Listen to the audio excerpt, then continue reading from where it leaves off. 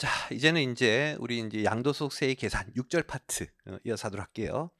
먼저 제일 인제 지금부터는 인제 그 교재 보고 좀 설명드리도록 할게요. 거기 인제 처음에 나오는 게 양도소득세의 계산 구조인데 뭐 1차 시험은 뭐 산출세까지 물을 것 같아요. 그래서 앞에까지 인제 배운 내용으로 과표를 구해서 우리 인제 세율을 곱하면 산출세 나오죠. 거기까지 생각하시고 그 밑에 있는 뭐 세액 감면 공제 뭐 요런 것들은 1차 시험에서 넘어가셔도 좋을 것 같아요. 자, 그때 이제 산출세액은 과표에다 세율을 곱하는 것이고 밑에 이제 세율표 박스 나오죠. 요거는 이미 앞에 설명했으니까 별도로 설명 생략하고요. 대신 이제 한 페이지 넘겨서 38페이지 오시면 상단 박스 하단에 별표 1 해서 나와 있는 내용 있죠. 읽어보면 하나의 자산이 위 세율 중 둘 이상의 세율에 동시에 해당하면 해당 세율을 정의하여 계산한 산출세액 중 큰 것을 산출세액으로 한다. 자, 이게 이제 어떤 의미냐면 우리 이제 어떤 하나의 자산이 세율이 여러 개가 동시에 적용될 경우 있어요. 그때 이제 당연히 세법은 제재하기 위해서 더 높은 세율을 적용할 것인데 이 세율 중에 뭐가 높은 건지 애매한 게 있어요. 대표적인 게 이제 비사업용 토지가 그런데 밑에 있는 사례처럼 2년 미만 보유한 비사업용 토지를 양도한 경우에 기본적으로 비사업용 토지니까 세율이 과표에다가 기본 세율 플러스 10%죠. 그때 이제 기본 세율은 6에서 45인데 10% 더하게 되면 16에서 55%까지 적용되죠. 또한 2년 미만 보유이면 40%가 적용되잖아요. 그러다 보니 뭐가 더 높은 세율이냐 알 수가 없죠. 그때 이제 세법은 그 세율을 곱한 산출세액을 계산했을 때 산출세액이 더 커지는 것을 최종적인 산출세액으로 한다. 뭐 요 규정이고요. 아직까지 시험에 출제된 바가 없기는 해요. 참고하시고. 그다음에 다시 이제 그 밑에 별표 1번에 보유 기간이 있는데 우리 인제 그 세율을 적용할 때 1년 미만 보유냐 2년 미만 보유냐에 따라서 세율이 달라졌었잖아요. 그렇기 때문에 보유 기간을 정의해야 될 것이고 보유 기간은 당연히 취득일부터 양도일까지 하는 것이지만 특별한 케이스 있죠. 동그라미 1 번에 인제 상속받은 자산인데요. 오른쪽이 인제 10-23 사례를 잠깐 보시면 아버지가 인제 취득해서 10 년간 보유하다가 상속을 했고 아들이 8 개월 보유한 상태에서 처분했어요. 그렇다면 아들의 실제 보유 기간은 8 개월밖에 안 되는 것이겠죠. 그때 인제 우리 보유 기간이 인제 중요한 동네가 두 동네. 장기 보유 공제하고 세율 파트인데 장기 보유 공제할 때는 그 아들의 실제 보유 기간만 해요. 하지만 상속 세율을 적용할 때만큼은 상속으로 취득한 자산을 처분하면 피상속인 아버지의 보유 기간 10 년까지 합쳐서 10년 8 개월로 해요. 좀 이렇게 달라지죠. 왜 이런 이제 차이가 발생하냐면 정부 입장은 이래요. 이번에 이제 아들이 상속받은 자산을 처분했다는 것은 상속세를 내기 위해서 처분할 가능성이 높겠고 그럼 상속세를 내기 위해서 상속받자마자 팔았을 때 이게 1년 미만 보유 등이 되면 50% 40% 중과가 되겠죠. 그러면 상속세도 내야 되고 양도소득세도 왕창 내야 되는 문제가 있으니까 이렇게 상속받은 자산을 팔 때는 가급적 중과세율이 적용되지 않도록 하기 위해서 피상속인의 보유한까지도 합쳐서 인제 보유 기간을 적용함으로써 아무래도 이제 중과세율이 적용되지 않게끔 해 주겠다는 취지예요. 다만 장기 보유 공제 같은 경우에는 그때만큼은 장기 보유 공제를 더 많이 해 주겠다는 아닌 것이다. 중과세율의 적용을 안 해 주겠다는 뜻이지 장기 보유 공제 혜택을 더 주겠다는 뜻은 아닌 거예요. 그렇기 때문에 장기 보유 공제 시에는 그 아들의 실제 보유 기간으로 가지만 세율 적용 시만 특별히 혜택을 주겠다는 것이죠. 그래서 왼쪽 페이지 돌아가서 아까 했던 그 내용 상속받은 자산은 상속인의 취득일이 아니라 피상속인의 취득일부터 보유기간을 따진다는 것이겠고 그다음에 동그라미 2번은 증여재산에 대한 이월과세가 적용되는 경우인데 뭐 앞에서 우리 이월과세 공부했었잖아요. 항상 이월과세 적용이 되면 증여자의 미실현이까지도 수증자에게 과세가 되기 때문에 그 증여자의 취득일부터 기산을 하는 것이다. 뭐그 정도 이해하시면 되겠고요. 다시 이제 오른쪽 페이지 보시면 갈로 2번 지정 지역에 있는 비사업용 토지에 대한 중과세율 해서 먼저 이 지정 지역이 이제 뭐냐면 이 이제 부동산 등의 가격이 급등하는 지역을 우리는 이제 지정 지역으로 이제 정부에서 정해요. 그리고 이제 그러한 지정 지역에 속하는 비사업용 토지를 팔면 원래 적용돼야 될 세율의 10%를 더 가산하겠다라는 제재를 적용해요. 그래서 오른쪽에 그때 세율은 비사업용 토지 적용 세율 자체가 기본세율 플러스 10%죠. 다시 거기에 10%를 더 얹으니까 기본세율 플러스 20%의 세율이 적용되는 이런 개념이 되는 것이죠. 뭐 이 정도 관점 참고하시면 되겠고, 동그라미 2번은 별로 안 중요하니까 넘어가세요. 그 다음에 이제 그 밑에 있는 갈로 3번인데 이 갈로 3번은 박스 밑에 있는 별표 2번 규정 때문에 당분간은 뭐 별 중요성이 없고 시험에 나올 가능성도 거의 없어요. 그렇기 때문에 갈로 3번은 무시하셔도 좋을 것 같다. 자, 이제는 이제 넘겨서 40페이지에 보시면 요약해서 나오죠. 이건 뭐 뜻이냐면 우리 이제 양도소득세에서는 일반적인 부동산 등은 누진세율로 과세하지만 뭔가 중과하고자 하는 것들이 있죠. 거기 동그라미 1번에 있다시피 지정지역의 비사업용 토지라든지 그 다음에 동그라미 2번에 지정지역 외에 비사업용 토지라든지 그 다음에 동그라미 3번에 분양권 같은 거 있죠. 이런 것들은 누진세율이 아닌 중과세율을 적용하는 것이고, 이것이 이제 과거 주택 가격이 급등할 때 이제 정부가 제재하기 위해서 만든 규정들이에요. 우리가 이미 앞서 다 배웠었죠. 자, 근데 이제 그 밑에 있는 2번하고 3번은 뭐냐면 우리 이렇게 개인이 부동산을 일시적으로 처분했을 때 양도소득세가 중과가 돼요. 근데 다른 개인이 아닌 법인이 팔았을 때는 일반적인 각사소득에 대한 법인세만 낸다든지, 혹은 또한 개인이라고 할지라도 부동산 매매업자는 양도소득이 아닌 사업소득이니까 종합소득세가 적용되죠. 그렇게 되면 개인 양도소득세에 비해서 법인세나 부동산 매매업자의 종합소득세가 훨씬 더 적게 나올 수 있는 문제가 있겠고, 이것은 형평성의 문제가 있다는 것이죠. 그래서 현재 세법은 법인 등이 거기에 있는 주택이나 비사업용 토지나 조합원 입주권, 분양권을 팔았을 때 법인의 경우에는 일반적인 각서소득 말고 추가로 더 세금을 내야 되는 토지 등 양도소득에 대한 법인세를 부과해요. 그래서 요것의 이제 세부적인 내용은 우리 이제 법인세 11장이 있는데 정규 수업 시간 중에 안 했죠. 우리 양도소득세 제일 마지막에 이제 이번 시간 제일 마지막에 따로 살짝 설명할 거니까 지금은 좀 넘어가시고, 다시 그 밑에 이제 3번의 종합소득세에 관련된 내용인데 뭐 이 내용도 사실 1차 시험은 잘 안 나오고 2차 시험에서는 뭐 좀 몇 번 출제된 바는 있어요. 당장에는 뭐 기본 개념만 좀 소개를 할게요. 어떤 거냐면 우리 이제 부동산 매매업자는 자신이 보유하는 비사업용 토지나 이런 것들을 팔았을 때 양도소득이 아닌 사업소득이고, 사업소득은 종합소득에 속하니까 누진세율로만 세금을 내요.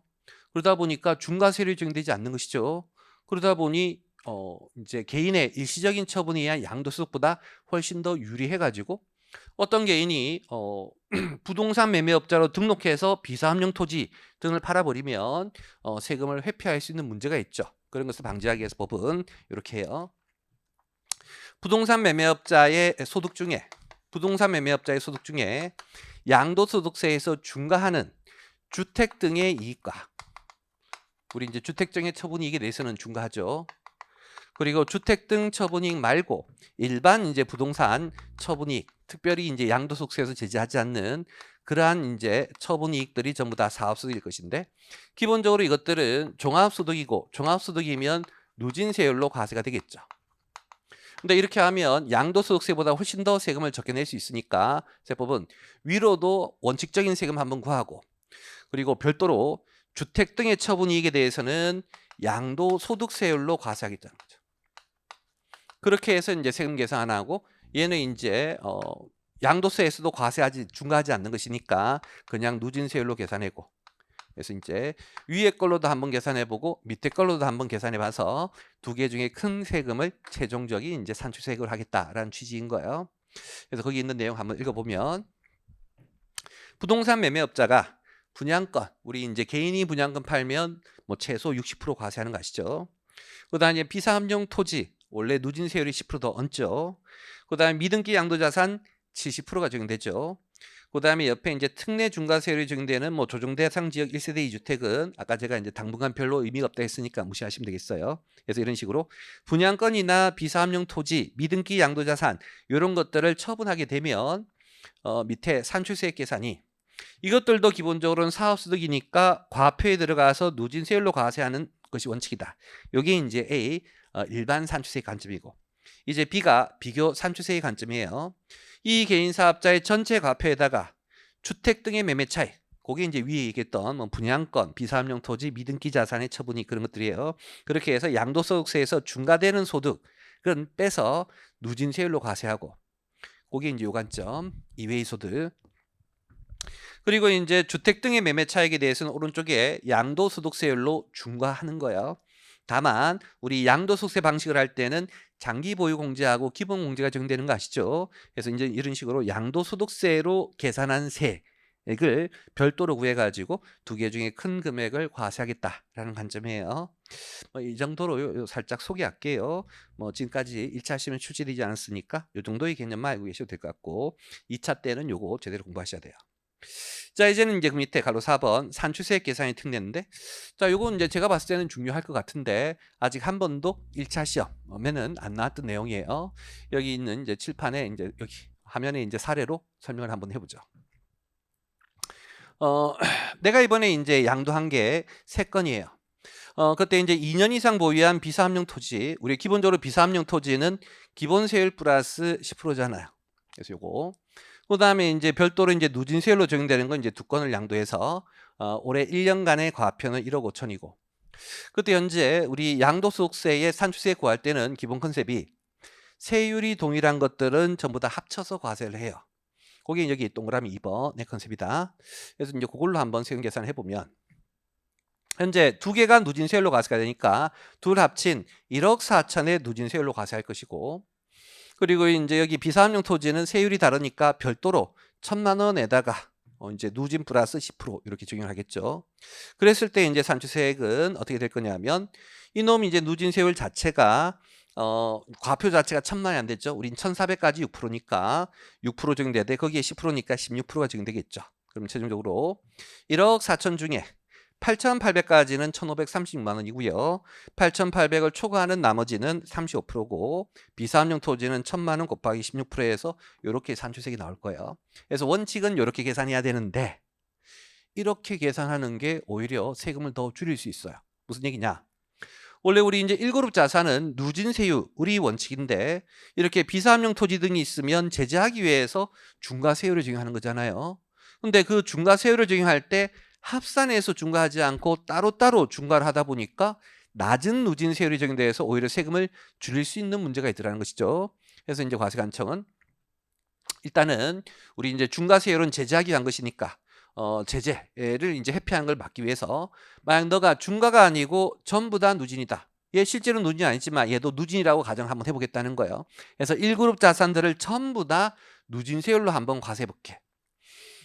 그렇게 되면 이제 전체 과표 1억 5천이 다 누진이 될 것이고, 그렇게 되면 8,800까지는 1,530만 원이고 8,800을 초과하는 금액에 대해서는 35%죠. 그러다 보니 이 비사업용 토지의 과표 1,000만 원이 여기 35%가 적용이 되는 거예요. 그럼 1,000만 원에 얘는 35% 과세가 된 것이고 밑에는 1,000만 원에 16%로 과세가 된 것이니까 위에 게 세금이 더 크죠. 그래서 결국 이렇게 중과세율을 적용한 게 오히려 세금을 더 적게 낼 수 있는 문제가 있으니까 이런 걸 방지하기 위해서 우리는 중과세율이라고 할지라도 무시하고 전부 다 누진세율로 과세했을 때의 금액을 구해서 두 개 중에 큰 걸 최종적인 산출세액을 하래요. 그게 이제 여기 있는 산식이다. 이거 보면 1그룹 자산, 이 규정은 1그룹 자산에만 적용되지 2그룹, 3그룹, 4그룹은 적용되지 않는 거예요. 2그룹, 3그룹, 4그룹은 각각 세율을 적용을 하는 것이다. 자, 그때 이제 산출세액을 적용할 때 기본적으로 세율이 같은 것들끼리 묶어서 과세를 하고, 그리고 세율이 다르다고 할지라도 전부 다 합쳐가지고 누진세율로 과세하고 둘 다를 계산한 다음에 두 개 중에 큰 걸 최종적인 산출세액으로 한다라는 뜻인 거예요. 자, 그럼 요 계산 한번 연습을 해볼게요. 우리 교재에 이제 몇 번 문제냐면 37번 문제예요. 다음은 거주자 김대한 씨가 24년도 중에 양도한 자료이다. 김대한 씨가 확정신고 시 계산할 산출세액을 한번 구해봐라. 자, 토지의 비사업용 토지비 상가건물 시 주택뒤까지는 전부 다 1그룹 자산이고요. 그에 반해서 이제 주식이는 2그룹 자산이기 때문에 이제 따로 계산해야 될 것이고, 일단은 이제 문제에 주어진 자료를 칠판에 한번 써볼게요.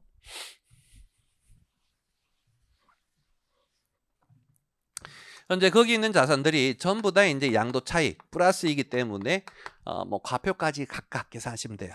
뭐라도 하나 마이너스가 있으면 우리는 통산해야 되니까 소득금액 다음 단계부터는 합쳐서 계산한다는 거 아시죠? 먼저 토지 같은 경우에 양도 차익이 문제에서 1억이다 제시되어 있고요. 우리 양도 차익 다음에는 이제 장기 보유 공제 빼야 되는 거 아시죠? 근데 이제 문제에서 보시면 보유 기간이 3년 6개월 등기였으니까 3년 보유 기간 인정하고 그다음에 이제 1년에 2% 해서 6% 해서 장기 보유 공제는 600이 될 것이고, 그렇게 되면 이제 소득 금액은 9,400이 되겠죠. 일단 여기까지 구해 놓고. 그다음에 이제 비사업용 토지 B인데요. 문제에서 양도 차익은 2,000이고요. 자, 그 다음에 이제 장기보유 공제인데, 여러분들 비사업용 토지라고 해서 장기보유 공제 안 되는 거 아니야? 우리 기본적으로 장기보유 공제는 토지 건물이면서 3년 이상 보유했고 미등기가 아니면 돼요.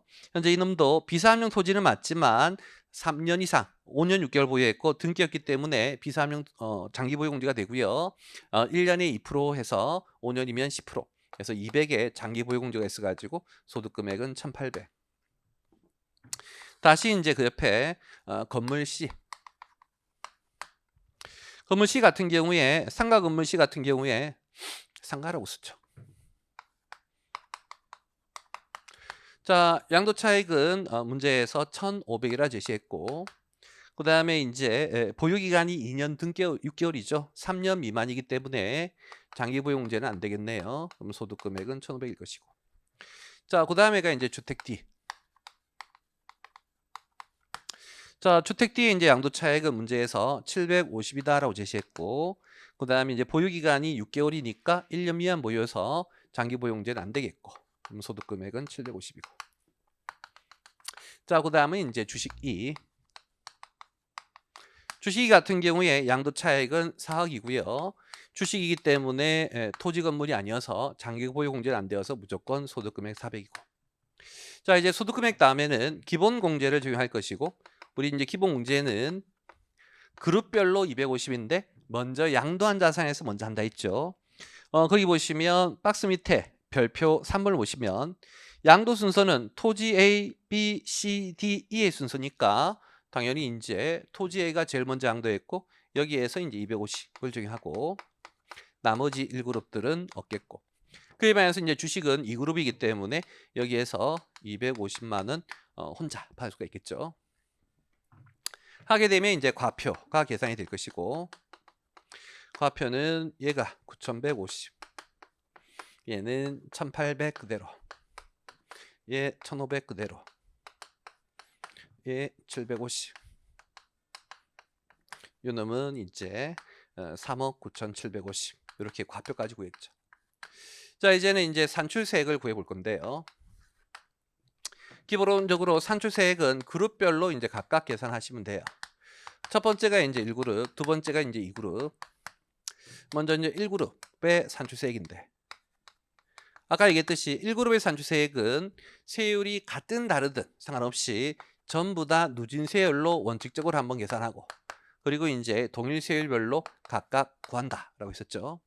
그러면 이제 각각 자산들의 세율을 정해줘야 될 것인데, 현재 토지 같은 경우에는 누진 세율이겠죠. 왜냐하면 우리 이제 2년 미만 보유도 아니고 미등기도 아니니까 누진 세율.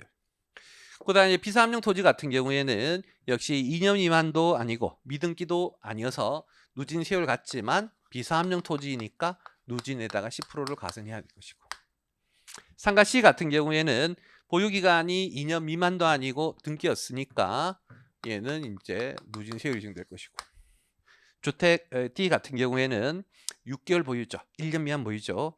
1년적인 이제 1년 미만 보유 자산이라면, 일반적인 1년 미만 보유 자산이면 50%가 적용되겠지만 주택 같은 경우에는 1년 미만 보유면 70%다라고 우리 배웠었죠.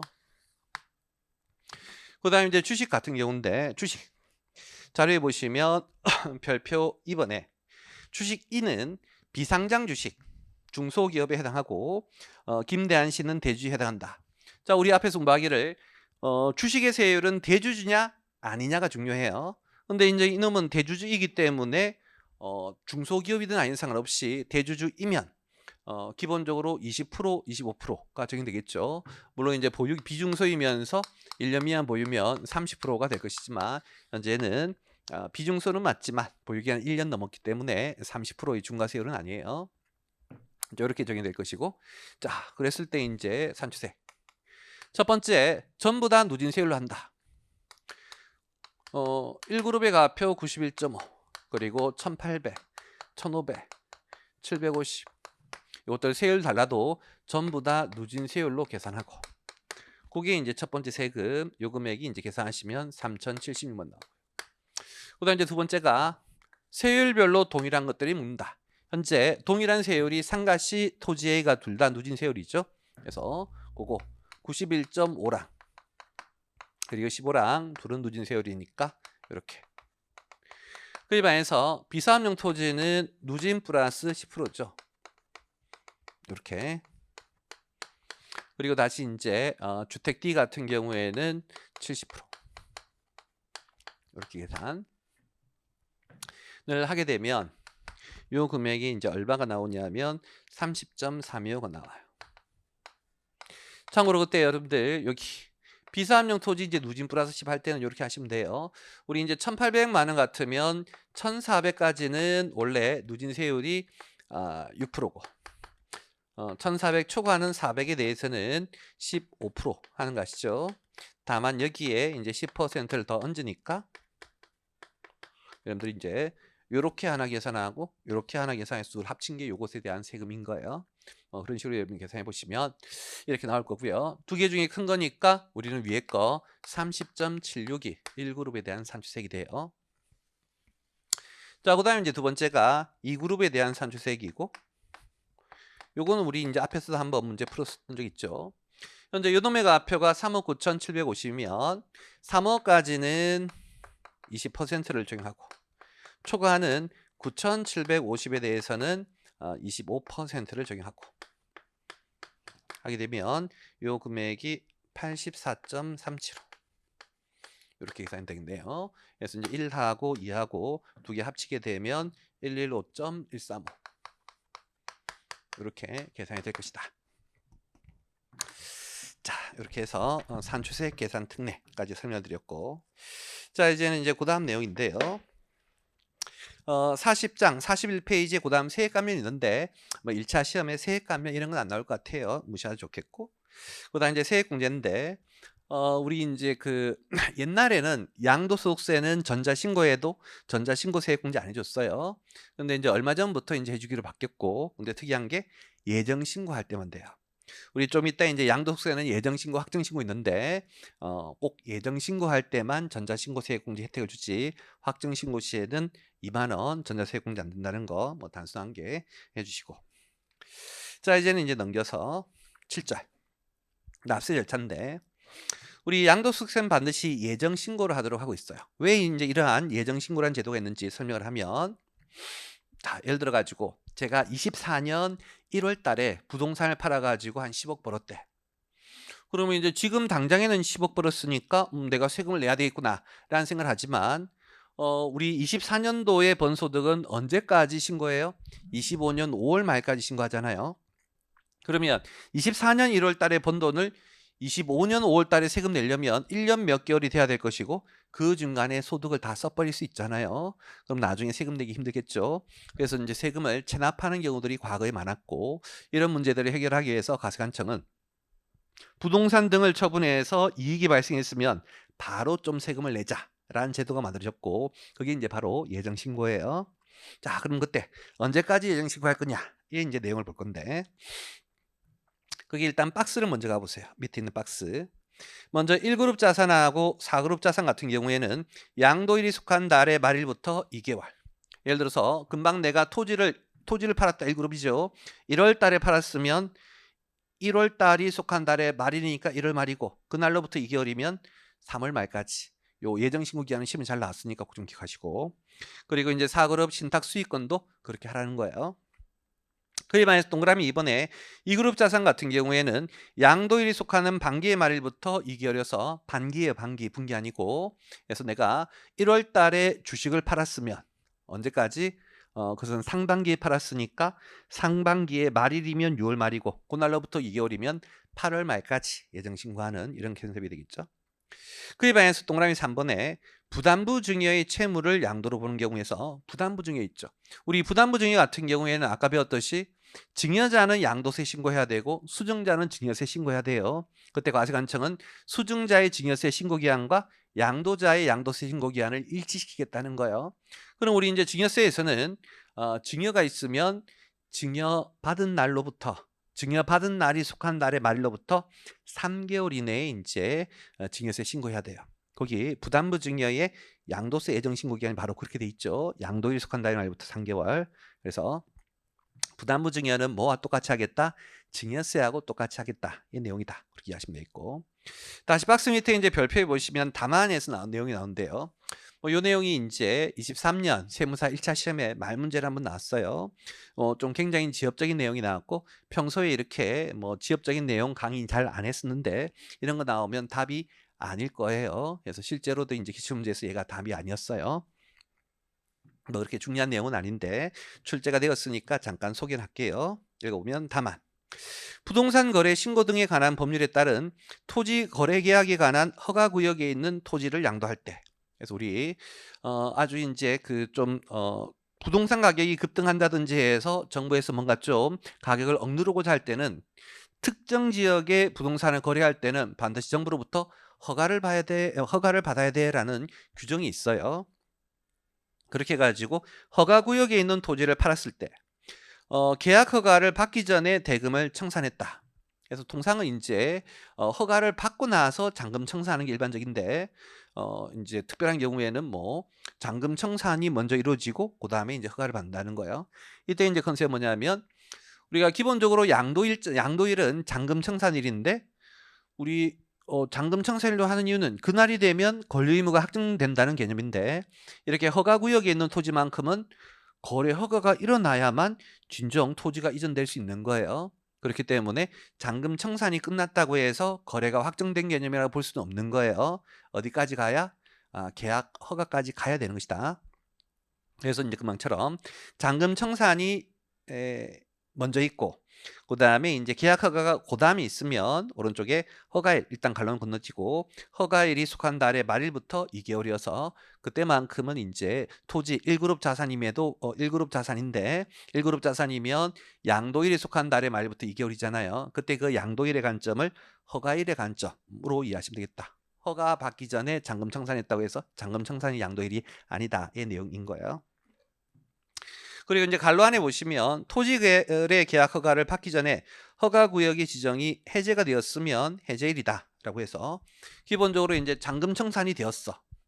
그 다음에 이제 잔금 청산이 되었고 그 다음에 이제 계약 허가를 받아야 되는데 허가 받기 전에 해제가 됐대요. 해제가 되는 순간 더 이상 허가를 받을 필요가 없잖아요. 그렇게 되면 그때는 해제된 날이 허가 받은 날인 것처럼 보시면 돼요. 그래서 이제 그때는 해제일이 속한 달의 말일부터 2개월 이렇게 되겠지. 그게 이제 박스고 그 별표는 좀 또 나올 것 같지 않으니 무시하시더라도 박스 안에 있는 내용만큼 꼭 좀 외우시고 다시 여기 이제 예외가 있는데 그 위에 갈로 1번 의의해서 첫 번째를 보시면 과상자산 갈로 열고 외국 주식하고 3그룹 자산은 제외라고 했죠.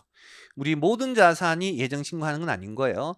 외국 주식과 3그룹 자산은 제외인데 왜 제외인지 설명드리면 이 외국 주식과 3그룹 파생상품 자산들은요 어떤 특징이 있어요? 아주 거래가 빈번히 있어요. 자, 왜 그런지 이제 설명드리면 우리 이제 2그룹 자산이 주식인데 2그룹 자산 주식 중에 국내 주식과 외국 주식이 있죠. 그때 이제 국내 주식 중에 빈번히 거래되는 자산이라면 상장 주식일 거예요. 비상장 주식은 내가 사고 팔고 안 하잖아요. 하지만 내가 상장 주식을 가지고 있으면 샀다 팔았다를 계속 반복적으로 하겠죠. 근데 이러한 상장 주식 중에 사고 파고로 자주 하는 자들은 주로 소액 주식일 것이고 그러다 보니 국내 상장 주식 같은 경우에는 사고 팔고 하더라도 양도소득세가 과세가 안 되는 경우가 대부분이어서 예정 신고 의무가 없을 거예요. 그런데 외국 주식 같은 경우에는 상장 주식이고 소액 주주라고 할지라도 외국 주식은 상장 가리지 않고 무조건 다 과세한다 했죠. 그래서 여러분들이 미국에 있는 애플 주식을 샀다 팔았다, 테슬라 주식을 샀다 팔았다 한대요. 그랬을 때 이번에 처분해 가지고 양도 차익이 발생해서 예정 신고를 해야 될 건데 예정 신고를 하고 나서 봤더니 다시 그 주식 팔아 가지고 손실이 발생한 거예요. 그럼 나는 이익이 난 것처럼 해서 세금을 냈지만 그 뒤에 손실이 났으면 세금 낼 필요가 없었던 것이고 그러면 이제 나중에 인제 확정 신고 등을 통해서 돌려받아야 될 것인데 이거 굳이 너무 번거롭지 않냐는 것이죠. 그래서 이렇게 빈번히 계속 양도소득임에도 불구하고 계속적으로 발생하는 소득들 같은 경우에는 이익이 날 수도 있고 이익이 났다가 사후적으로 손실이 날 수도 있으니까 초반에 이익 났다고 해서 바로 세금 내면 나중에 억울한 일이 생길 수가 있다는 거예요. 그래서 이제 그런 차원에서 예정 신고하지 마라고 하는 것이다. 그래서 이제 외국 주식도 그렇고 상그룹 자산 판상품도 그렇잖아요. 판상품도 이제 긴분히 거래하시는 분들 많죠. 그래서 그것들은 예정 신고 없다는 거 기억하시고 계속해서 이러한 과상자산을 양도한 거주자는 과표를 다음의 구분에 따른 기간 내에 신고해야 되고 양도 차익이었거나 결손이 발생해도 신고해야 된다. 는 뭐 다른 규정에도 다 그랬죠. 항상 각사소득 없어도 신고하고 뭐 이런 것들 똑같은 내용이에요. 그다음 근데 이제 이러한 예정 신고는 반드시 강제 사항이에요. 법에서 정하는 기한 내에 꼭 해야 되지. 만약 이러한 옆에 화살표 있죠. 예정 신고 납부하지 않으면 우리는 신고 관련 가산세라든지 납부 지연 가산세를 물린다라고 하는 거 주의하시고. 이제는 그 밑에 이제 갈로 2번 예정 신고 산출세액이 있는데요. 예정 신고 산출세액은 과표에다가 세율을 곱해서 산출세액을 구해요. 다만 별표의 내용은 이제 어떤 거냐면 내가 올해 누진세율 자산을 2번 양도했어요. 그러면 앞에 이제 양도할 때 그 과표 곱하기 누진세율을 한번 냈겠죠. 그다음 이제 두 번째 자산도 누진세율일 때 그때는 이제 기본적으로 예정 신고는 내가 이번에 양도한 그 것만 하는 거예요. 과표에다가 누진세율 할 건데 문제는 앞에도 누진세율이고 뒤에도 누진세율이면 최종적으로 나는 이거 합산한 누진세율로 세금을 내야 돼요. 그러다 보니까 이제 원칙적으로는 예정 신고할 때는 이제 양도한 것만 내니까 첫 번째 과표, 예를 들어서 뭐 과표가 1억이다. 그럼 1억의 누진세율을 한번 냈고 다시 또 1억 벌었다. 1억의 누진세율로 또 한번 냈는데 최종적으로는 2억의 누진세율로 세금 내야 되다 보니까 예정 신고 2번 한 다음에 다음 연도 5월 달에 둘을 합친 2억에 대해서 누진세율로 또다시 한번 신고를 해줘야 돼요. 그러면 몇 번이나 3번이나 신고하고 번거롭잖아요. 그래서 법은 너가 원한다면 확정 신고를 생략할 수 있도록 하기 위해서 두 번째 누진세율을 양도했을 때만큼은 그 것만 신고하지 말고 앞에 누진세율로 양도한 거 있잖아요. 그거 합쳐가지고 한꺼번에 그러니까 이제 처음에 1억의 누진 한번 신고했고 다시 이제 두 번째 또 1억의 과표 생겼을 때는 1억으로 신고하지 않고 2억 합친 2억의 누진세율로 신고를 하면 세금 다 낸 거잖아요. 그럼 다음 연도 5월 달에 확정 신고할 필요 없겠죠. 그렇게 할 수 있도록 선택할 수 있는 거예요. 그래서 별표의 내용 읽어보면 해당 과세기간에 누진세율 적용 대상 자산에 대한 예정 신고를 2회 이상 하는 경우로 거주자가 이미 신고한 양도소득금액과 합산하여 신고하려고 하는 경우 반드시 합산할 필요는 없는 것이다. 본인이 이제 선택을 하는 것이죠. 아무래도 선택하면 나중에 확정 신고 안 해야 되는 번거로움이 이제 번거로움이 없어지겠지. 그렇게 신고하려고 할 때는 아래 구분에 따른 금액을 이해 후 신고하는 산출세액을 한다 돼 있는데요. 그 밑에 있는 뭐 산시까지는 됐고 그냥 이렇게 누진세율 발생한 자산들은 합쳐서 신고해도 되고 각각 해도 되겠구나. 다만 각각 한 경우에는 나중에 다시 확정 신고를 해야 되겠구나. 뭐 그 정도의 관점만 알고 계시면 되겠고요. 자, 이제는 다시 이제 오른쪽에 갈로 3번. 예정 신고 납부세액의 계산에서요.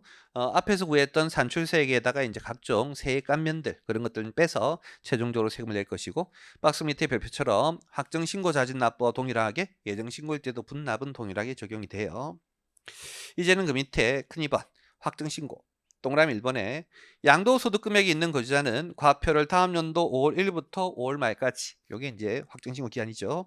납세지 관세 무장에 신고해야 되고 밑에 줄에 과표였거나 결손이 있는 경우에도 해야 된다. 항상 똑같이 있는 문장이었고 동그라미 2번에 예정 신고를 한 자는 위의 규정에도 불구하고 확정 신고를 하지 아니할 수 있다. 그래서 기본적으로 예정 신고는 과표에다가 그 세율, 그 자산의 세율을 곱해서 원래는 확정 신고 시 내야 될 것을 예정 신고 시 미리 다 내는 거예요. 그렇기 때문에 예정 신고로 다 세금을 냈으면 또 확정 신고할 필요 없지만 다만 옆에 있는 다음에 어느 하나에 해당하는 경우만큼은 확정 신고를 해야 되는데 그중에 A 정도 기억하시면 되겠고, A는 이미 왼쪽에 설명드렸죠.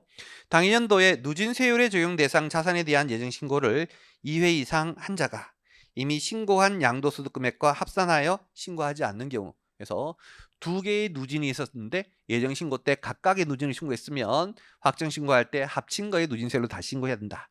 하지만 아까 얘기했듯이 내가 두 번째 예정 신고할 때 합산하여 예정 신고했으면 확정 신고할 필요 없겠죠. 그래서 지금 A는 합쳐서 신고하지 않았던 놈은 꼭 확정 신고를 해야 된다. 그 표현이에요. 뭐 그 정도 상식적으로 이해하실 수 있겠죠. 기억하시고. 자, 그다음에 넘겨서 확정 신고 자진 납부해서요.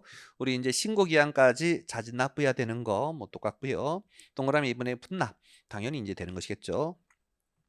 그 밑에 있는 결정 경정 징수 환급은 뭐 양도소득세에서는 잘 안 나오는 뭐 지엽적인 내용이 있고, 앞에서 배웠던 뭐 법인세, 종합소득세의 결정 경정과 대부분 내용 동일하기 때문에 뭐 특별히 더 공부 안 하셔도 될 것이다. 시간 날 때 한번 읽어보시고 넘어가세요. 자, 그다음 이제 오른쪽이 이제 가산세인데, 우리 양도소득세에도 예정신고, 확정신고의 신고가 있으니까 그러한 신고를 하지 않았다 하면 신고가산세, 납부가산세 동일하게 적용이 되어 있고요.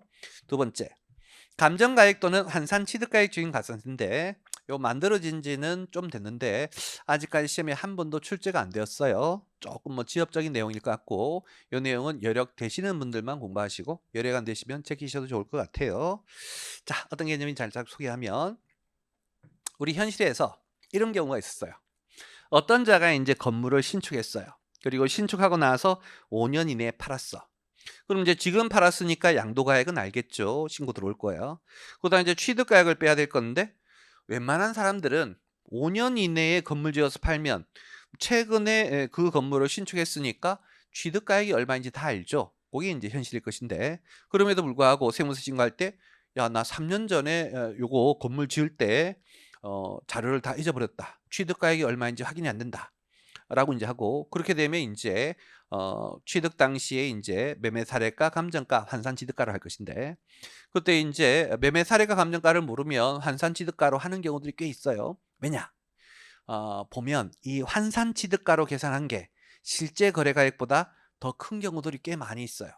그래서 이제 그런 경우에는 자기가 실제 거래가 알면서도 모른다라고 사기를 쳐서 환산 취득가액으로 신고하는 경우들이 꽤 있었고, 정부가 이러한 사실을 인지해서, 야, 너 건물 짓고 5년 안에 팔았을 때 환산 취득가액으로 신고하면 알면서도 일부러 그렇게 하는 거지, 가산세를 물리겠다가 요 규정인 거예요. 법문감 읽어보면, 건물을 신축이나 증축, 뭐 간론의 내용은 됐고요. 하고, 그래서 신축뿐만 아니라 증축도 포함. 신축한 건물의 취득일이나 증축일부터 5년 이내의 건물을 양도하는 경우, 5년, 건물 5년. 그런 경우로서 감정가액이나 환산취득가액을 취득가액으로 하면 알면서도 이걸로 하는 것이다.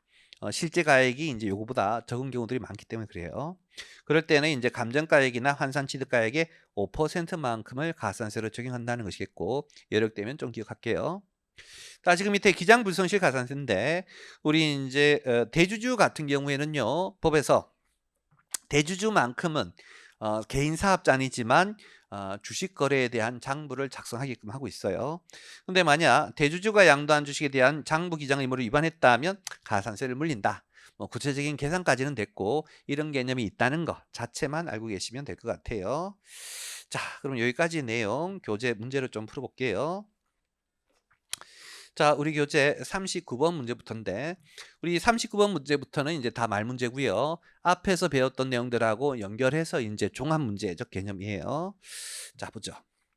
39번 과표 예정신고 및 결정경제에 관한 설명으로 틀린 것은, 동그라미 1번에 건물을 양도, 부담부 중에는 아니고요. 그럼 일반적인 건물 양도면 양도일이 속한 날의 말일부터 2개월 맞죠? 1그룹은 2개월 신고를 해야 되고, 차익이 없거나 차손이 발생해도 신고해야 된다. 맞죠? 그 다음에 동그라미 2번이 아까 살짝 얘기했던 뭐 토지거래 계약 허가와 관련된 얘기인데, 읽어보면 여력되시는 분 보세요. 허가구역에 있는 토지를 양도할 때 계약 허가, 갈로는 건너뛰고, 계약 허가 받기 전에 잔금을 청산했으면 그때는 원래는 잔금 청산일이 양도일이지만 이때만큼은 청산일이 양도일이 아니라 뭐가 허가일이 양도일, 허가일이 확정되었으니까 허가일이 속한 달의 말일부터 2개월 이내에 신고를 해야 한다. 맞는 문장. 그때 이제 갈로 안에 있는 내용은 뭐냐면, 허가를 받은 후 허가 구역 지정이 해제되었으니까 뭐 허가 받은 다음에 해제가 되었으면 허가일이 확정이 된 거잖아요. 뭐 해제는 신경 쓸 필요가 없어요. 그다음에 이제 세 번째. 해당 과세기간에 누진 세율 적용 대상 자산에 대해서 예정 신고를 2회 이상 하는 경우에는 이미 신고한 양도소득 금액과 합산하여 신고해야 된다는 틀렸죠. 왜냐? 우리가 이제 누진 세율 자산을 둘 이상 양도했을 때 반드시 합산해서 신고해야 돼? 강제는 아니에요. 선택이에요. 우리 예정 신고는 각각 따로 해도 되는 거예요. 각각 따로 했다가 나중에 확정 신고할 때 합쳐서 신고해도 되는 것이다. 다만 이제 내가 확정 신고를 또 해야 되는 번거로움을 피하기 위해서 두 번째 예정 신고할 때 합산해서 할 수 있는 거예요. 근데 지금은 할 수 있는 것을 해야 된다라고 표현했으니까 틀린 것이죠. 네 번째, 관할 세무상 등은 예정 신고해야 될 자가 신고하지 아니한 경우에는 과표와 세액을 결정한다. 뭐 항상 똑같은 문제죠. 무신고하면 결정. 신고했는데 오류가 있으면 경정. 맞는 문장이고. 다섯 번째, 건물을 부담부 증여할 때 부담부 증여의 채무액에 해당하는 부분으로서 양도로 본 부분만큼은 1그룹 자산이든 몇 그룹 자산이든 언제까지 신고? 양도일이 속한 날의 말부터 3개월 내에 신고해야 된다. 맞죠? 우리 증여세하고 신고기한을 동일하게 맞추기 위한 것이다. 앞에 설명드렸고. 이제는 그 밑에 40번. 고자갑은 21년 3월 달에 주식회사 A의 총 발행 주식 만주 중에 6,000주를 취득한 이후 계속 보유하고 있고. 자, 이 문제가 이제 특정 주식 A 묻는 문제인데 우리가 특정 주식 A가 되기 위해서는 세 가지 요건을 충족해야 되죠. 첫 번째 요건이 부동산 등의 비율이 50% 이상이고 두 번째가 과점주주여서 50% 초과 보유해야 돼요. 그리고 세 번째가 양도지분율이 50% 이상이 돼야 되죠. 근데 현재 이 문제 보시는 순간 전체 이 회사 만주 중에 6,000주를 취득했으니까 60% 지분이어서 과점주주의 요건을 충족했죠.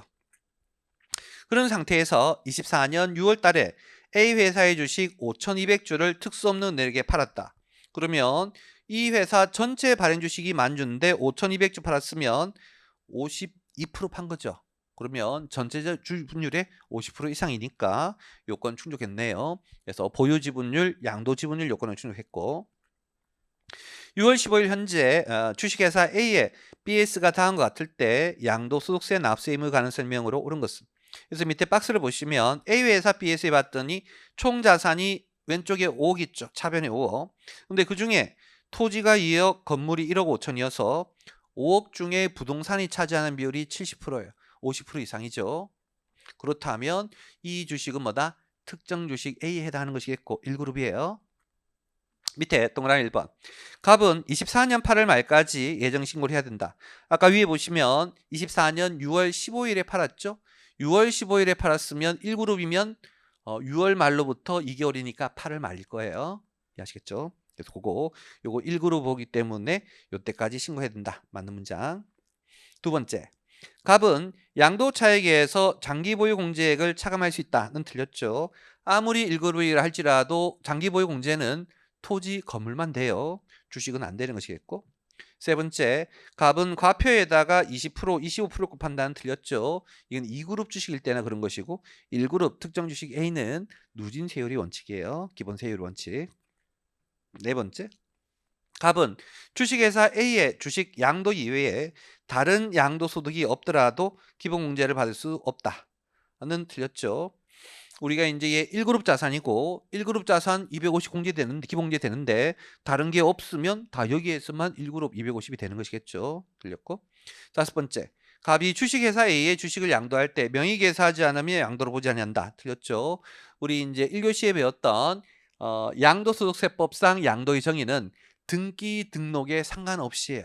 그래서 외관 형식적 이전이 일어나지 않더라도 사실상의 이전이 일어나면 양도로 과세할 수 있기 때문에 주식을 타인의 명의로 계사하지 않더라도 실제로 상대방이 넘겼다면 우리는 양도로 보는 것이죠. 넘겨서 41번 옳은 것은 동그라미 1번에 양도소득 금액을 계산할 때 양도 차손이 발생한 자산이 있으면 각 호별로 호가 이제 그룹이에요. 우리 앞에서 공부하기를 양도 차손 결손금이 있으면 다른 소득 금액과 통산한다 했잖아요. 그 내용이에요. 그때 각 호별로 각 그룹별로 해당 자산 외에 다른 자산에서 발생한 소득 금액에서 양도차손을 공제한다. 뭐 여기까지 맞죠? 각 호별로 동일 그룹별로 다른 소득 금액에서 까대. 이때 양도차손이 발생하는 자산과 같은 세율을 적용받는 자산의 용도소득 금액에서 먼저 공제하고 맞죠? 그러고도 나오면 다른 세율의 소득 금액에서 공제하는 것이다. 두 번째, 1세대 1주택에 해당하는 주택과 조합원 입주권을 보유한 상태에서 자 그러면 나는 1주택 하나 가지고 있고 조합원 입주권 가지고 있으면 조합원 입주권은 권리이지만 우린 뭐처럼 간주해요? 주택처럼 간주하니까 얘는 1세대 2주택인 거예요. 그런 상태에서 주택을 양도하면 비과세가 안 되는 게 원칙이죠. 왜 2주택이니까. 물론 이제 예외죠. 뭐 2주택 특례 규정에 해당한다면 비과세가 될 수 있겠지만 원칙적으로는 안 되는 것이다. 그 다음에 세 번째, 납세지에 관한 세무서장이 과표와 세액을 결정 형정함에 있어가지고 상장법인의 주식 양도가액이 불명한 경우 우리 상장 주식 같은 경우에 실제 거래가 있으면 그걸로 하지만 없으면 매매 사례가나 감정가 못 쓰고 바로 뭘로 가야 돼? 기준시가로 가야 되고 그때 그 기준시가는 양도일 전 1개월간의 종가평균이었어요. 상장 주식의 기준시가는 양도일 전 1개월간의 종가평균이에요. 근데 현재 여기는 양도일의 종가에 의해서 양도가액 계산한다 했으니까 틀린 것이겠죠. 네 번째, 상장 주식의 양도에 대하여 부당의 계산 부인 규정에 적용되는 시가는 양도일 전후 1개월간의 종가평균이다. 는 틀렸어요. 왜? 우리 이제 앞에서 공부하기를 부당의 계산, 양도소득세에서의 부당의 계산 부인은 원칙은 상증세법의 시가를 쓰는 거지만 유일하게 딱 하나 상장 주식만큼은 법인세법상의 시가를 쓴다고 말씀드렸고 그때 법인세법상 시가는 거래일의 종가예요. 부당행위 적용할 때만큼은 상장 주식의 시가는 법인세법상 시가를 쓰고 법인세법상 시가는 거래일의 종가인 것이다. 그래서 양도일 전후 1개월간의 종가가 아닌 것이죠. 거래일의 이제 시가. 거래일의 종가. 동그라미 5번에 미등기 자산이 있어가지고 취득 당시에 실제 거래가액은 확인되지만 양도 당시에 실거래가, 매매사례가, 감정가 어느 것도 확인할 수 없으면 양도가액은 기준시가죠. 우리는 양도가액은 실거래가, 매매사례가, 감정가 없으면 다이렉트로 기준시가로 가는 거예요. 근데 문제에서는 환산가액에 의한다라고 했으니까 틀렸겠지. 기본적으로 환산 양도가액은 없어요. 환산 취득가액만 존재하는 거예요. 그래서 양도가액 기준시가를 하고 그러면 취득가액도 무조건 바로 기준시가로 해야 되는 것이겠죠. 그 밑에 있는 42번은 숙제로 낼 테니까 한번 해보시고요.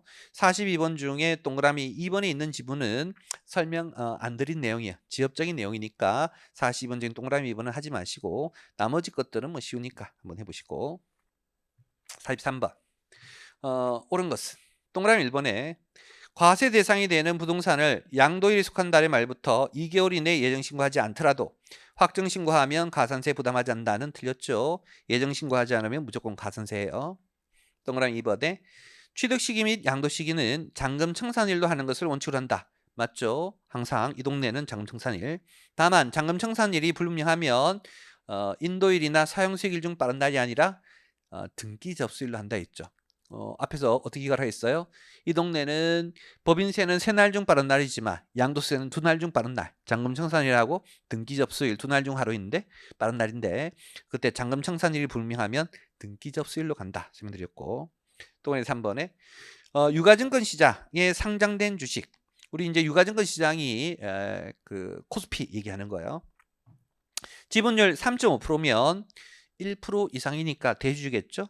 그러면 이제 상장 주식이지만 대주주이기 때문에 그러한 주주가 주식 전부를 유가증권 시장, 주식시장에서 양도하더라도 대주주니까 과세예요. 과세 아니다라는 표현 틀리겠고.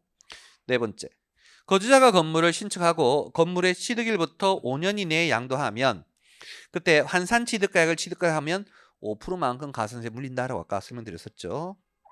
이건 맞고요. 다섯 번째, 과세 대상인 주식, 외국 주식 아니고를 양도한 경우에는 양도일이 속하는 분기의 말일이 아니라 반기의 말일이죠. 로부터 2개월 이내에 신고해야 된다. 44번 옳지 않은 것은 동그라미 1번에 공동으로 소유한 자산에 대한 소득금을 계산할 때는 해당 자산을 공동으로 소유하는 각 거주자가 납세를 물린다. 맞죠? 우리 이제 국기법은 공유물에 대한 납세 의무는 연대 납세 의무 원칙이지만 소득세만큼은 연대 의무가 아닌 각각이죠. 연대 의무가 없어요. 그래서 각 거주자가 납세 의무를 진다는 표현이 연대 의무가 없다라는 표현이죠. 또 하나 이번에 지상권, 전세권, 등기된 부동산 임차권은 오른쪽에 장기보유공제를 적용하지 않는다. 맞죠? 기본적으로 장기보유공제는 토지, 건물만 되는 거예요. 권리는 안 되는 것이겠고. 동그라미 3번은 생략 많이 했으니까. 동그라미 4번 거주자가 고가주택이 아닌 1세대 1주택을 취득한 후 6개월간 거주하고 1년 이상 치료, 요양 등을 위하여 세대 전원이 다른 시군으로 이전하면 비과세다. 인데 우리 이제 앞에서 공부하기를 1세대이고 1주택이고 2년 이상 보유해야 돼요. 근데 이제 인원 같은 경우에는 1세대 1주택은 맞는데 6개월간 거주하고 팔았대죠. 그때 2년 보유 요건을 충족하지 않았을 때 특별히 예외로 비과세를 받으려면 지금처럼 특별한 사유로 다른 시군으로 세대원 전원이 이사가면 1년 이상 거주한 경우에 한해서는 비과세 해주죠. 2년 보유가 안 되더라도. 근데 지금 이자는 6개월간만 거주해서 1년 미만 거주이기 때문에 보유 요건 불충족이어서 비과세가 안 되는 거예요. 5번째, 거주자가 비사업용 토지를 양도한 경우에 기본 공제액은 양도소 금액에서 공제할 수 있다. 맞죠? 우리 비사업용 토지는 세율 10%를 더 얻는 것이 제재인 것이지 장기 보유 공제나 기본 공제가 안 되는 그런 개념은 아니에요. 45번, 양도소득세에 관한 설명이다. 옳지 않은 것은. 동그라미 1번에 사업에 사용하는 토지와 함께 영업권을 양도함으로써 발생하는 소득은 양도소득에 해당한다. 맞죠? 우리 이제 영업권만 양도하면 기타이지만 부동산과 함께 양도하면 양도소득 맞고. 동그라미 2번에 신탁 수익권의 양도를 통하여 신탁에 대한 지배 통지권이 사실상 이전되는 경우. 우리 항상 내가 어떤 신탁 재산을 지배 통제하면 그건 내 거예요. 그런데 이번에 수익권을 넘김으로써 지배 통제권이 넘어간다면 우리는 권리를 판 거예요? 신탁재산 자체를 판 거예요? 신탁재산 자체를 판 걸로 보는 것이죠. 권리를 판 게 아니에요. 그때 만약 그 신탁재산이 건물이라면 우리는 1그룹을 판 걸로 보는 것이다.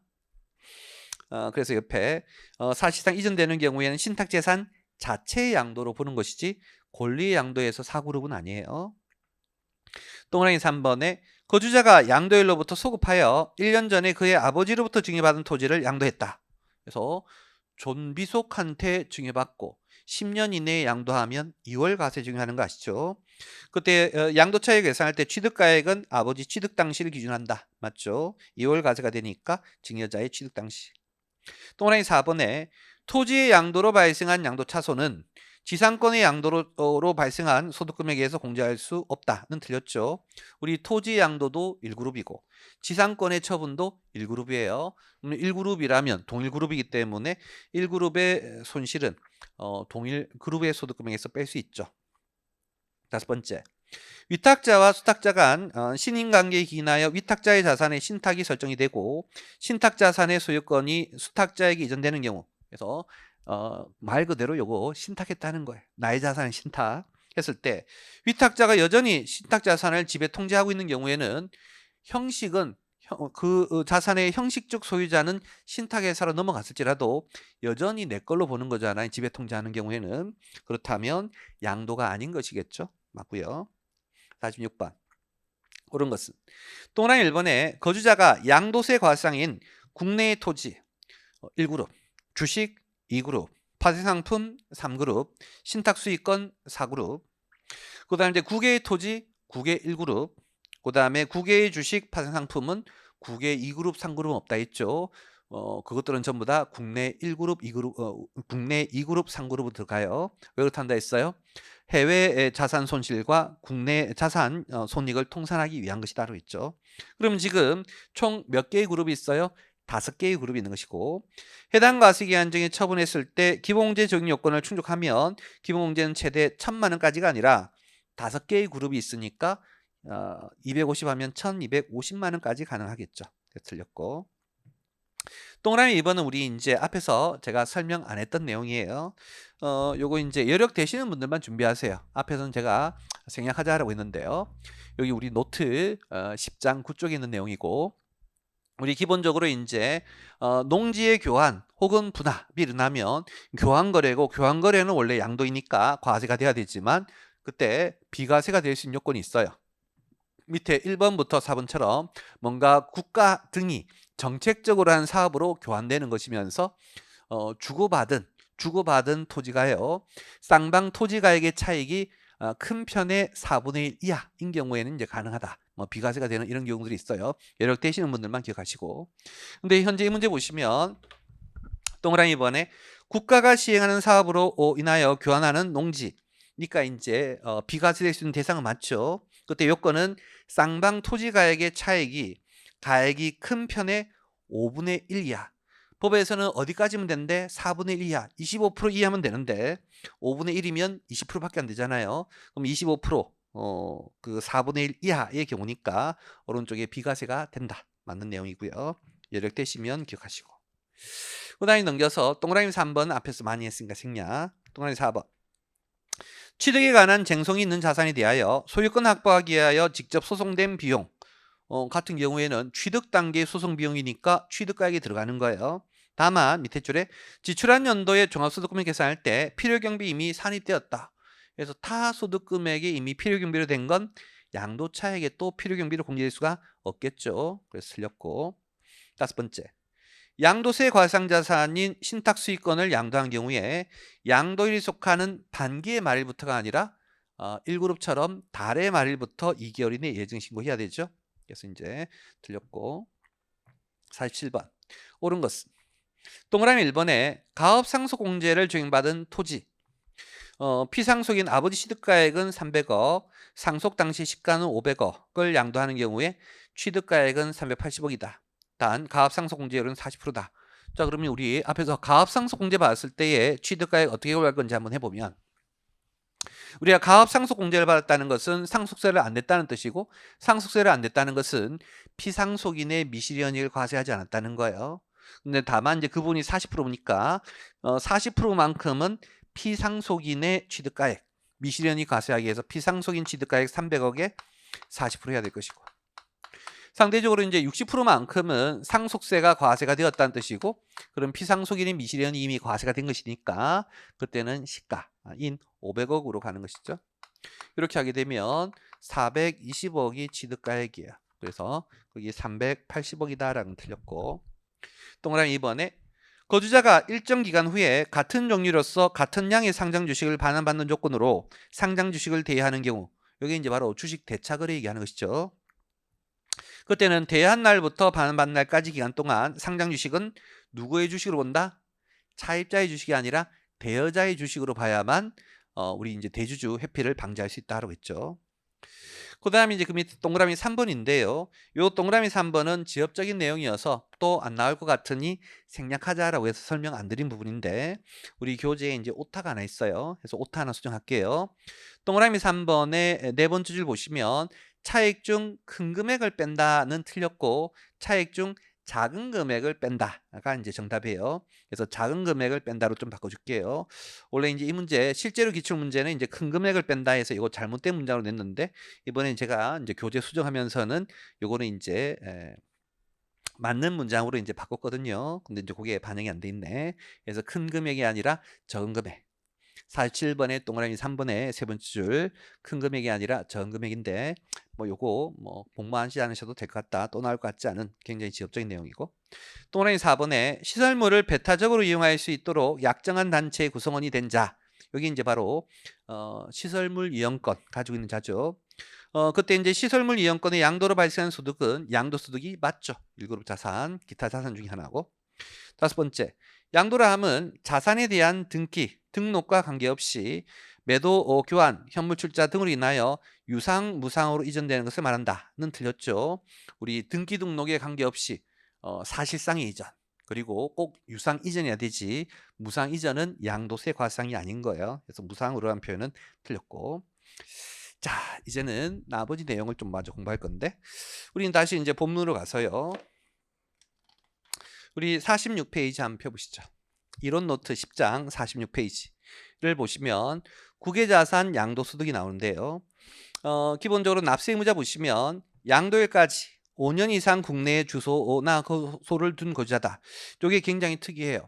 기본적으로 우리나라 거주자라면 국내 소득뿐만 아니라 국외 소득도 전부 다 과세가 돼야 되잖아요. 근데 다만 국외 자산에 대한 양도소득은 거주자라고 무조건 과세하는 것은 아니고 양도일까지 5년 이상 국내에 주소든 거소든 있었던 놈만 된다라고 하는 거, 모든 거주가 아니라는 거 꼭 좀 주의하시고, 두 번째 양도소득의 범위는 아까도 살짝 얘기했듯이 1그룹밖에 없어요. 해외 2그룹, 해외 3그룹은 옛날엔 존재했지만 지금은 국내 주식, 국내 파생상품과 통산하기 위해서 사라졌다 했죠. 그래서 국외자산은 1그룹만 있고 나머지 2, 3, 4그룹은 없다. 그 정도 기억하시고, 다시 그 밑에 양도소득세 계산에서 있는데요. 뭐 세부적인 내용은 됐고 교재에 있는 박스의 내용만 뭐 단순히 좀 알아두실게요. 먼저 양도가액, 취득가액 중에 할 때 1순위는 실제 거래가액이 있으면 그걸로 하고, 근데 실제 거래가액을 모른다. 모른다면 그 다음은 2순위 오른쪽에 보시면 시가로 하고, 그런데 그 시가도 모른다라고 한다면 3순위 우리나라 상증세법의 보충조 평가 방법, 1순위 실거래가 모르면 그 나라의 시가, 그 나라의 시가도 몰라 우리나라 세법 상증세법상 보충조 평가 방법이다. 단순 암기. 그 다음에 이제 가표 계산할 때 필요경비 계산 공제와 장기보유 공제가 미적용이다. 왜 그러냐면 이 필요경비 계산 공제는 취득시 기준시가의 몇 프로인데요. 그 기준시가라는 개념은 우리나라만 있는 거야. 외국에 기준시가라는 개념이 없을 수가 있다는 것이겠죠. 그렇기 때문에 외국에는 기준시가라는 게 없으니까 필요경비 계산 공제를 적용하기가 좀 어렵겠지. 그래서 이제 그거 없다는 것이고, 그 다음에 장기보유 공제 미적용이 왜 그러냐면 기본적으로 우리가 장기 보유 공제, 장기 보유하면 혜택을 주고, 그다음에 단기 보유에서 중과세율로 제재하고는 전부 다 우리나라 부동산 시장을 안정화시키기 위한 정책적인 규정인 거예요. 그런데 이제 우리 외국에 있는 부동산을 장기간 보유해서 팔았다고 우리나라에서 혜택 줄 필요가 없고, 반대로 외국의 부동산을 단기간 보유해서 투기했다고 해서 우리나라가 제재할 필요가 없다는 거예요. 그래서 기본적으로 부동산은 외국 자산, 외국 부동산은 장기 보유에도 혜택 없고 단기 보유에도 중과세율이 없어요. 그렇게 이해하시면 되겠고, 다시 동그라미 이번에 미등기 자산의 경우에도 기본공제를 적용한다. 그래서 기본적으로 이제 미등기에 대한 제재는 우리나라 자산에만 있겠다는 것이겠죠. 외국 같은 경우에는 뭐 대부분 외국에도 뭐 등기제는 있을 거는 같은데 없는 국가도 있을 수가 있잖아요. 그렇기 때문에 미등기 했다고 해서 제재하거나 하는 것은 국내 자산에 한정한다. 그래서 미등기 자산도 기본공제 되고요. 그 다음에 이제 그 밑에 외화 환산이 있어요. 외국에서 거래하다 보니 이제 달러로와 같이 외화로 매매했겠죠. 그때 그 외화를 원화로 바꾸어서 우리나라에 신고할 때는 어떻게 할 거냐면 환율은 양도가액은 양도한 날의 환율이고 취득가액은 취득한 날의 환율과 같이 이렇게 각각 받고 지출하고 각각의 환율을 적용하는 것이지 양도 차액을 일괄해서 하나의 환율로 환산하는 건 아닌 거예요. 여기 이제 시험 문제 여러분 나왔어요. 읽어보면 양도가액 및 필요경비를 수령하거나 지출한 날의 기준 환율 혹은 재정 환율로 하지 일괄 환산하지 않는다는 거 꼭 좀 주의하시고, 그 다음에 세율은 기본 세율로 적용하고 중과세율 없다는 건 아까도 강조했었죠. 그리고 외국 납부세액이 있으면 예전에 공부하기를 외국 납부세액은 항상 외국 납부세액 공제가 되지만 딱 두 가지 소득, 사업소득하고 양도소득만큼은 필요경비가 인정이 되는 소득이다 보니 필요경비 방식도 된다라고 예전에 설명드렸었죠. 소득세 할 때, 종합소득세 할 때. 그 다음 오른쪽에 이제 준용 배제해서요. 기본적으로 이제 외국 국외 양도소득도 국내 양도소득의 규정을 준용하는 게 대부분이지만 그 중에 준용하지 않는 게 있어요. 동그라미 이번에 미등기 자산에 대한 비과세 감면 배제해서 아까도 얘기했지만 국외 자산은 미등기에도 우리나라가 제재할 필요가 없겠고, 동그라미 4번의 기준시가 외국에는 없을 수 있으니까 준용하는 거 없고 필요경비 계산 공제, 장기보유 공제도 없다라고 했었죠. 그 정도 이제 이해하시면 되겠어요. 자, 이제 국외 소득과 관련된 말 문제를 좀 풀어보면 우리 교재에 이제 48번, 49번, 50번 있는데요. 48번은 뭐 숙제로 낼 테니까 한번 해보시고 49번 같이 해보죠.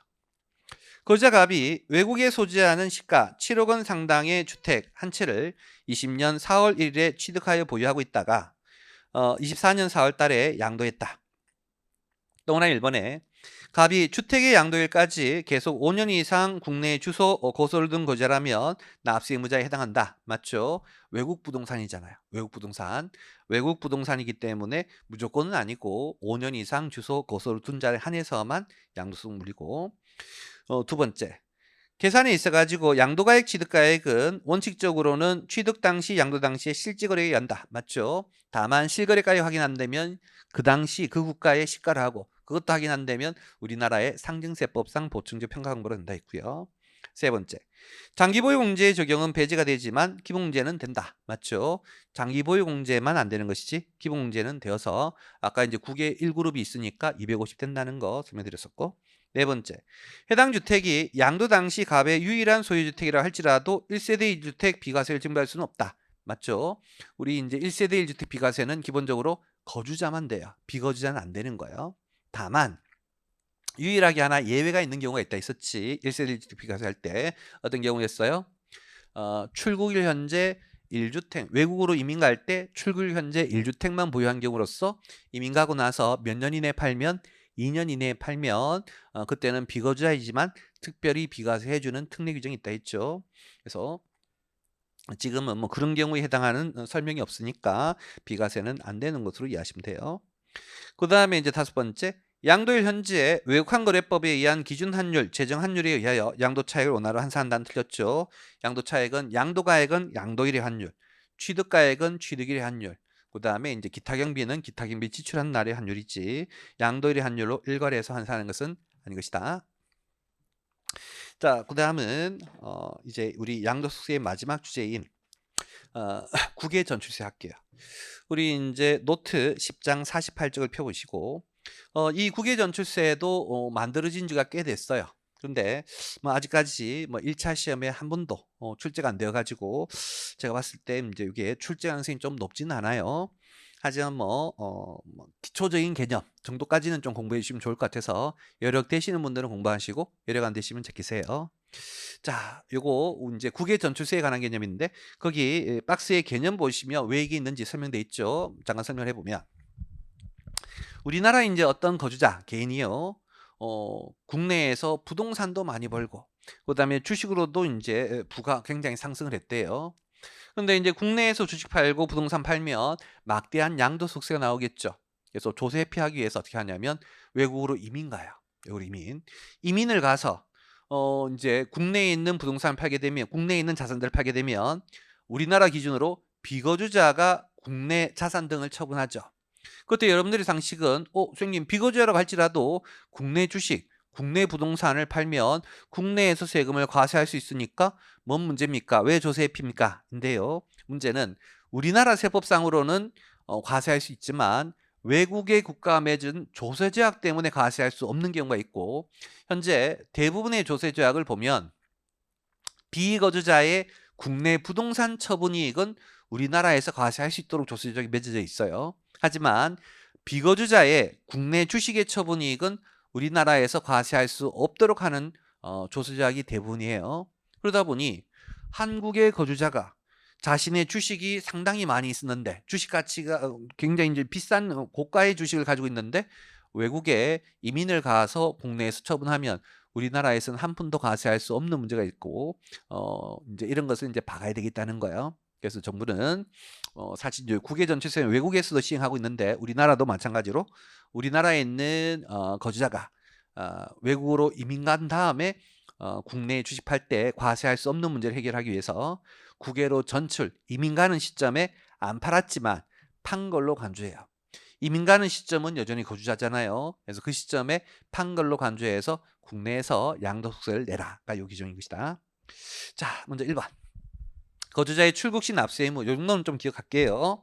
아래 요건을 모두 갖추어 출국하는 거주자, 국외 전출자는 출국 당시 소유한 과상 주식의 평가이익에 대하여 납부를 무겠다. 아까도 강조했지만 모든 양도세 자산이 아니라 무슨 주식?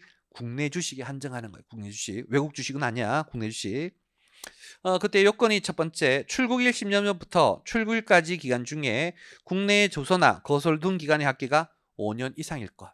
출국일 전부터 5년 이상. 조금 전에 했던 국외 양도소득도 똑같이 5년 이상. 그 다음에 두 번째, 출국일이 속하는 연도에 직전 연도 종료일 현재 소유하고 있는 주식 등의 비율, 시가 등을 고려하여 대주주에 해당할 것. 우리 앞에서 우리 대주주 요건은 전년도 말 기준으로 한다는 거 배웠었죠. 그래서 전년도 말 기준으로 대주주이고, 그 다음에 국내에 5년 이상 주소 거소에 있어야 됐고, 그러면서 이번에 외국으로 이민 가면 그 국내 주식, 보유하고 있는 주식의 미실현 이익이 있잖아요. 그게 이제 평가이익이고 처분하지 않더라도 당장에 세금 내라고 하는 것이다. 자, 가표 계산은 우리가 이제 2그룹 주식 처분했을 때와 동일하게 계산해요. 먼저 양도가에서 필요경비 취득가하고 이제 기타경비 빼면 양도 차익인데 주식은 장기 보유 공제가 없으니까 양도 차익이 그대로 소득금액이 되고 소득금액에다 이제 기본공제 빼서 과표가 된다. 오른쪽에 이제 과표의 계산. 먼저 양도가액은 사실 실제 양도가액은 없잖아요. 실제 처분한 게 아니니까 그냥 이민 간 것뿐인 것이겠죠. 그렇기 때문에 우리는 실제 양도가액은 없는데 출국일 당시 시가 있잖아요. 그 자체를 양도가액으로 이제 한다라고 하는 것이고, 그때 이제 박스 밑에 별표에 출국일 당시 시가가 있으면 그걸로 하면 될 건데 혹시라도 없으면 우리 이제 이미 배웠던 것처럼 상장 주식 같은 경우에는 실제 양도가액 없으면 뭘로 해요? 바로 기준시가로 가는 거 아시죠? 그렇게 하는 뜻이고, 그에 반해서 비상장 주식 같은 경우에는 실제 거래액 모르면 매매 사례가 되고, 그 다음에 감정가는 안 되고, 감정가 없으면 감정가는 안 되니까 매매 사례가 없으면 기준시가 하는 거 아시죠? 그래서 동그라미 이번에 A가 매매 사례가 없으면 기준시가, 그런 표현이에요. 다시 위에 이제 필요경비는 일반적인 필요경비 규정 그대로 적용하고 기본공제 250만 되고, 그 다음에 갈로 2번 분류과세에서요. 요 놈은 종합소득, 퇴직소득, 일반적인 양도소득과 구분해서 따로 해서 대주주 국외전출세는 별도의 이제 분류로 과세한다.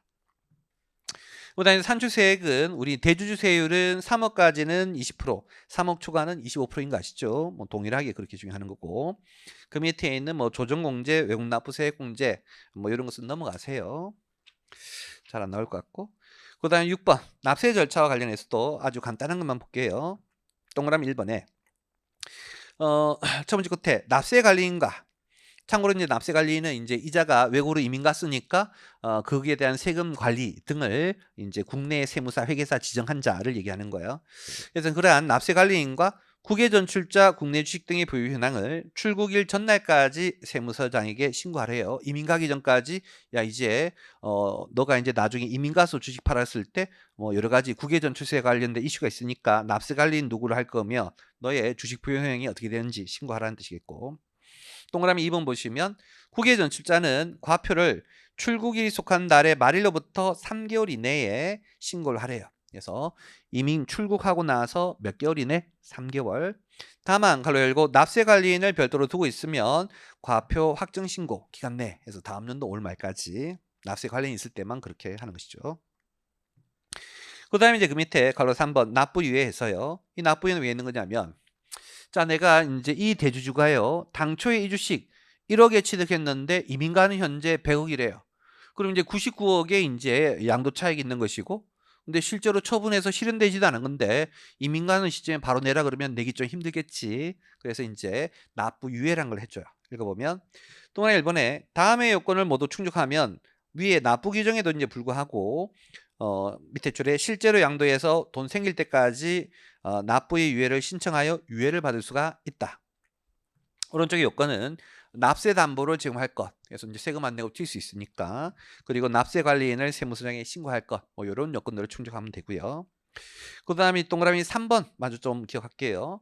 납부유예를 받은 국외 전출자는 나중에 실제로 팔아가지고 돈 생기면 양도일에 속한 달의 말부터 3개월 이내에 세금 내래요. 그래서 영원히 유예할 수는 없겠죠. 실제로 처분해서 돈 생기면 이때까지는 내야 된다라는 뜻이다.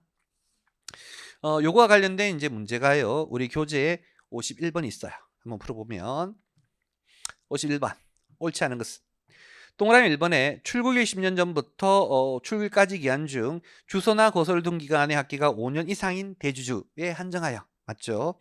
대주주여야 되고 5년 이상이어야 되고 그럴 경우에는 국내 주식 평가에 대해서 납부 의무가 있다. 맞고요.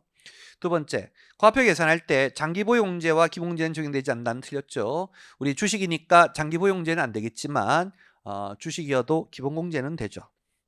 세 번째, 양도소득금액 계산할 때 비상장 주식의 양도가액은 출국일 당시 시가로 한다. 맞죠? 근데 시가 모르면 그 다음은 일반 비상장 주식처럼 매매 사례가 모르면 바로 기준시가, 감정가는 아니고 맞고요. 네 번째, 국외 전출자는 과표를 출국일이 속한 달의 말일부터 3개월 이내에 신고하되 다만 납세 관리인이 있으면 다음 연도 5월 말까지 그래서 이제 신고서 해야 되고, 동그라미 5번은 납부위에 받은 주택자는 실제 양도한 경우에는 그때는 내야 되겠지. 양도에 속한 달의 말부터 3개월 이내에 내야 되는 것이다. 맞죠? 자, 이렇게 해서 양도소득세에 대한 설명은 전부 다 마무리하고요. 그리고 마지막으로 하나 더. 우리 이제 법인세 할 때 안 했던 토지 등 양도소득에 대한 법인세 얘기할게요. 자, 요거를 이제 지금 공부하는 이유는 우리 법인세, 토지 등 양도소득 법인세가 개인의 양도소득하고 연결되는 개념 때문에 그래요. 자, 설명을 해보면 우리 아까 앞에서도 얘기했듯이 개인이 이러한 비사업용 토지나 조합원 입주권 그리고 주택 이런 것들을 팔면 양도소득세에서 중과해서 제재를 하죠. 그런데 법인이 이런 거 팔면 그냥 각사소득에 대한 법인세만 내고 중과가 안 된다면 개인 법인 간의 형평성에 문제가 된다는 거예요. 그래서 법인이 이러한 세 종류의 부동산을 팔면 각사소득 이 처분이 있을 때 각사소득으로 법인세 한번 내지만 그거하고 별도로 토지 등 양도소득 법인세를 또 한번 내라라고 하는 것이고, 요거는 박스는 꼭 좀 기억할게요. 먼저 주택을 팔았을 때는 양도 차액의 20%, 미등기인 경우에는 40%, 비사업용 토지일 때는 기본 10%, 우리 양도소득에 10% 더하잖아요. 동일한 관점. 미등기일 때는 40%고 조합원 입주권, 분양권은 주택과 다를 바 없다라고 해서 똑같이 20%. 그래서 비사업용 토지는 플러스 10%, 나머지들은 플러스 20% 이렇게 세금 낸다 이해하시면 되겠고. 다만 이제 우리 이제 주택 이때 과세상이 되는 주택이 뭐냐면 첫 번째 국내 소재 주택이에요. 해외 부동산은 괜찮다. 해외 주택은 괜찮고 국내 소재 주택. 왜 아까 금방 이제 2그룹 양도소득세 할 때도 봤다시피 해외 부동산을 처분했을 때는 개인에게도 중과 세율 없었잖아요. 마찬가지 관점으로 여기 요 동네에도 이제 법인이 이제 국내 주택일 때만 제재하는 것이다. 해외 주택은 제재하지 않고 국내 소재 주택으로서 다음에 해당하지 아니하는 주택이고 별장은 기본적으로 주택의 범위에 들어가서 제재해요.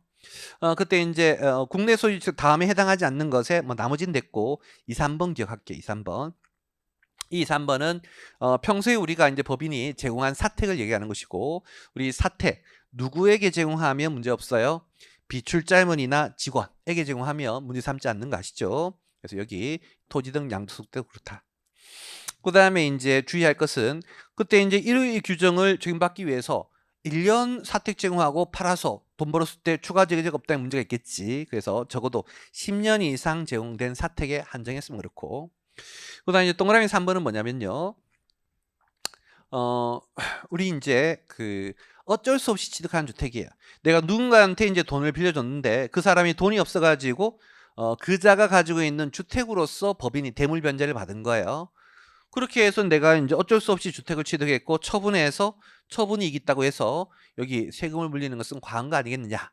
이게 컨셉이다. 세금이 있는 거 보면 저당권 실액이나 채권 변제를 대신하여 취득한 주택. 그래서 상대방이 돈 안 갚아서 내가 대신 가지고 온 주택이다. 이렇게 이해하시면 되겠고요. 으로써 취득일로부터 3년이 경과하지 아니한 주택. 내가 취득하고 나서 3년 이내에 팔면 문제가 없지만 3년이 지난 다음에 팔면 주택값 오르기를 기다리고 있는 부동산 투기한 놈으로 보겠다라는 차원인 거예요. 그래서 그때만큼은 과세를 한다는 거 주의하시고. 그다음 이제 비과세에서요. 여기 파산 선고에 의한 처분이라든지 환지 처분, 채비 중단은 요것은 우리 양도소득세에서도 비과세라는 거 배웠었죠. 여기도 마찬가지 비과세다. 동일하게 기억하시고. 그 다음에 동그라미 6번에 주택을 신축하여 판매하는 법인. 우리 양도소득세 할 때도 그런 문제 있었죠. 이렇게 주택을 만들어 파는 놈은 사업소득이에요, 양도소득이에요? 사업소득이었고 양도소득에 제재받지 않는 것이죠. 여기도 마찬가지로 뭐 그러한 컨셉으로 이해하시면 되겠고. 그다음 우리 이제 교재 보시면 구체적인 이제 계산과 관련해서 주의할 것들 나오는데 뭐 지금까지 뭐 1차 시험에 이런 계산과 관련된 내용은 안 나왔어요. 그래서 여기까지는 무시하시고 좀 전에 했던 제일 위에 있는 표 있잖아요. 주택 20%. 비사업용 토지 10%, 그리고 이제 권리들 주택과 똑같이 20%, 다만 미등기들은 40%. 그것만 좀 확실히 외워주시면 좋을 것 같아요. 그리고 이제 이거와 관련된 이제 계산 기출 문제가요. 우리 교재 법인세 11장, 법인세 11장 316페이지 보시면 거기 8번 기출 문제가 하나 있는데 문제만 얼핏 보면 법인세 구하라 해서 계산 문제가 나온 거 아닙니까? 라고 생각할 수 있는데요. 계산할 필요가 없는 문제예요. 왜 그러냐면 갈로 2번 보시면 동주택은 채권 변제를 대시하여 21년 8월 12일 날 취득했죠.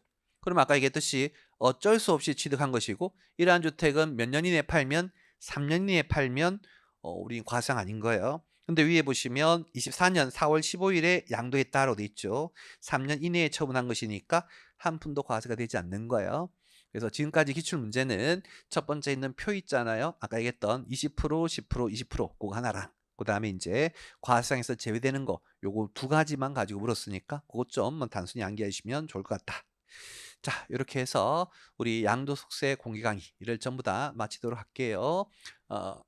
수고하셨습니다.